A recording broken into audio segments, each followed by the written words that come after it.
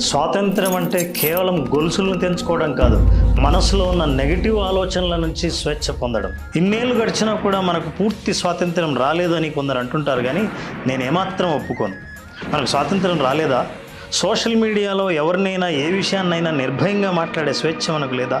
లేనిది ఉన్నట్టు చూపించి ఏఐ టెక్నాలజీని ఇష్టం వచ్చినట్లు ఉపయోగించే స్వేచ్ఛ కూడా మనకుందిగా. కానీ లాఠీ దెబ్బలు, తుపాకీ గుళ్ళు, ఉరికంబాలు తట్టుకొని స్వాతంత్రం తెచ్చిన దేశంలో ఒక్క అపజయాన్ని, అవమానాన్ని కూడా తట్టుకోలేని యువత ఈజీగా ప్రాణాలు తీసుకునే స్వేచ్ఛను కలిగి ఉందిగా. స్వాతంత్రం విలువ ఎవరికి ఎక్కువగా తెలుస్తుందంటే కుటుంబానికి దూరంగా సరిహద్దులో పహారా కాస్తున్న సైనికుడికి, తన దేశాన్ని వదిలి పొట్టకూటి కోసం బయట చెమట కారుస్తున్న వలసదారుడికి. ఇప్పుడు మనం సాధించాల్సింది ఈరోజు మాత్రమే ఫీల్ అయ్యే సోషల్ మీడియా ఫోటోల స్టేటస్ స్వాతంత్ర్యం కాదు. మానసిక భయాల నుంచి, అస్థిరత నుంచి, ఆందోళన నుంచి స్వేచ్ఛ కావాలి. అప్పుడే నవభారతానికి నాంది. జై హింద్.